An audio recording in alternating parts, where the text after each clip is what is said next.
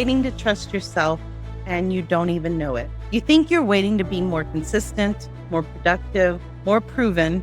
You think once you follow through enough times, once the results are solid enough, once the evidence is undeniable, then you'll finally be able to trust yourself.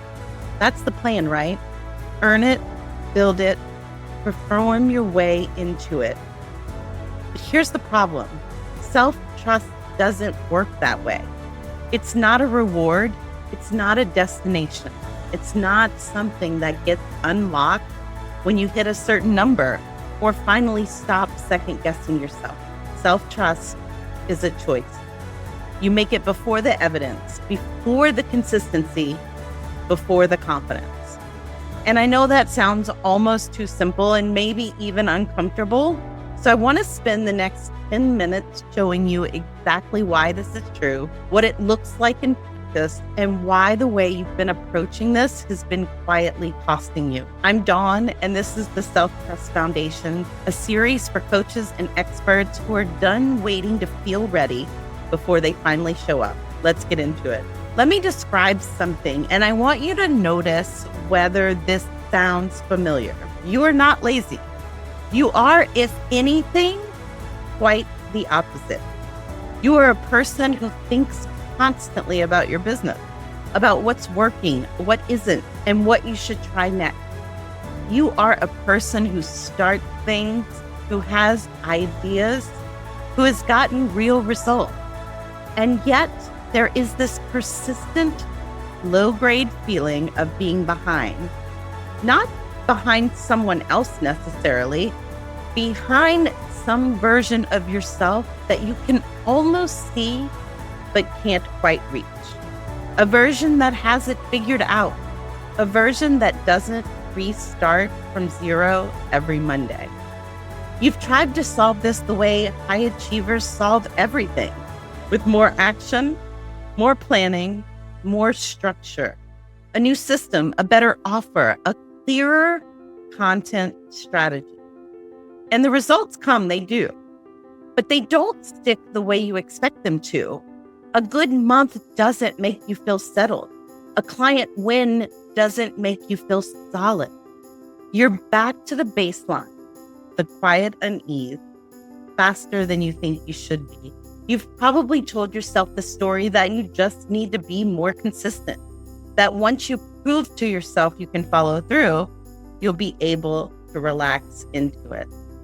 You are waiting for your own permission, and that permission is contingent on performance. That's the trap. And it's invisible because it looks so reasonable. Of course, you should demonstrate follow through before you trust yourself. Of course, consistency should come before confidence. Of course, you earn the right to feel settled by actually showing up. It sounds like maturity. It sounds like standard, but it's a waiting room you will never graduate from. Because here's what happens actually when self-trust is contingent on performance. Every single result, good or bad, becomes a verdict on whether you've earned the right to trust yourself yet. And bad week means you haven't earned it. A good week means you're getting closer. But one slip could take it away again. You're not building self-trust through this process. You're running on a treadmill that moves faster every time you do well. So why does this happen to capable, driven, skilled people? Why does the treadmill run faster for the people who are most committed to getting it right? I want to introduce you to what I call the identity gap. The identity gap is the mismatch between your results, the external visible evidence of your capability, and your self-concept. The private, internal story you're running about who you actually are. And here's how it works. Your results grow. You get better clients, refine your offer, charge more, deliver excellent work. But your internal concept lags behind. It's still running on an older version of you, the one who was newer, less certain, still proving. High achievers are especially vulnerable to this because They are relentless at improving their result. Every time you close the external gap, the internal gap becomes more visible by contrast. You can see the different distance between what you're producing and how you privately see yourself more clearly, the better you get. You can't outperform an identity gap. And here's where the self-trust piece comes in, and this is important. When you try to build self-trust by proving it to yourself through action, you're trying to close an identity gap with performance. And the identity gap doesn't close that way. Results go into the external column. The internal column stays where it is until you make a different kind of decision. The decision is not about your results. It's about your relationship with yourself. When self-trust is conditional on performance, you end up living in what I call the lobby. And the lobby is the reactive space between a result and your response to it. It's where every outcome, every client who doesn't sign, every post that underperforms, every launch that comes in under target lands as a verdict on whether you've earned self-trust yet, whether you've earned the permission to see yourself as the person who creates different results.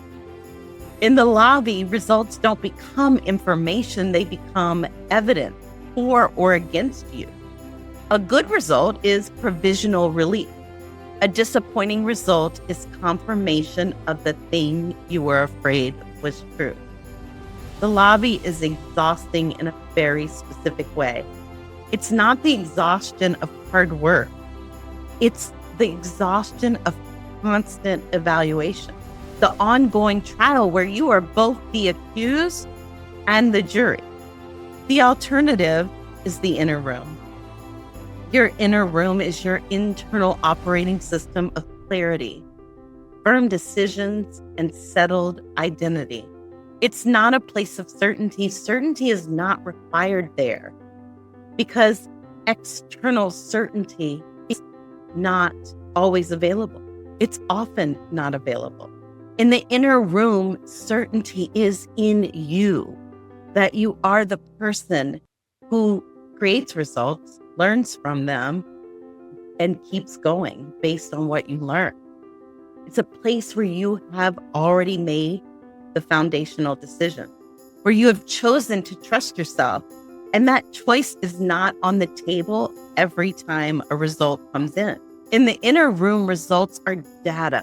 In the lobby, results are drama. They're verdicts. They're predictors. The difference between those two environments is not your results.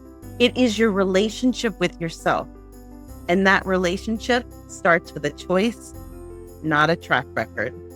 So here's what I want to offer to you. And I want you to actually sit with this because it's going to feel too simple at first. And I'm asking you to stay with it anyway. Self-trust is a choice, not a reward, not a destination, not something you build brick by brick through demonstrated consistency until you finally have enough evidence to justify it. A choice made before the evidence, made before the consistency, made before the confidence.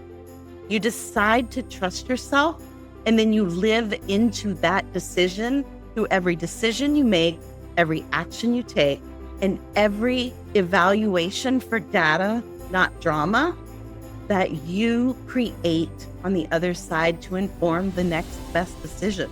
This is not the same thing as blind optimism. It's not pretending that doubt isn't there.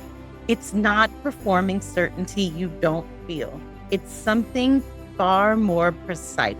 It's making a clear decision, a foundational one, that your relationship with yourself is not contingent on your next result. And then from that decision, you act, you post, you pitch, you raise your rate, you launch. And when the result comes back, whatever it is, you evaluate it. Not as a verdict on you or on what's possible for you or what you are capable of, as data, information that tells you something useful about your process, your message, your offer, your timing. You see, productivity and consistency are not how you create self-trust. They are how self-trust expresses itself. When self-trust is conditional, when it's something you're trying to earn, you will always be performing for an audience of one. And that audience has very high standards and a very short memory for when. But when self-trust is a choice you've already made, when it's the ground you're standing on rather than the destination you're moving towards, something changes. The action feels different, less frantic, less contingent. You can take a risk without it feeling like a referendum on your entire identity. You can have a bad month and still know who you are, what you're capable of. That's not a personality trait, and it starts with a decision, not a performance. I opened this video by saying you're waiting to trust yourself and you don't even know it. And I hope by now you can see what that waiting actually is. It's a structural problem, not a character flaw. It's what happens when high achievers apply the same logic to their inner life that works in every other area. Work harder, prove more, earn the result. And here's the thing about that logic. It will take you somewhere. It will build a business up to a point, but the identity gap creates a ceiling. And no strategy, no amount of working harder, no new offer, no better funnel can break through a ceiling that is made of self-concept. You can push against it for years without ever understanding why growth feels so hard past a certain point. That ceiling is not strategic. It is internal, and it will not move until you do. Self-trust is the one thing that cannot be earned by performing. It can only be chosen. So here's what I want to leave. Not with an action step, not with a homework assignment, just with a question to carry. What would you do differently this week if self-trust wasn't something you were still working toward, but something you'd already chosen? Sit with that, because the answer is probably your next move. This is the first episode of Self-Trust Foundation, and the series is just getting started. In the next video, we're going to go after the biggest misconception about self-trust, the one that keeps even the most self-aware coaches spinning in the wrong direction. You don't want to miss it. Subscribe so it lands in your feed, and if you know someone who's been working incredibly hard and somehow not moving, send them this. They need to hear it. I'll see you in the next episode.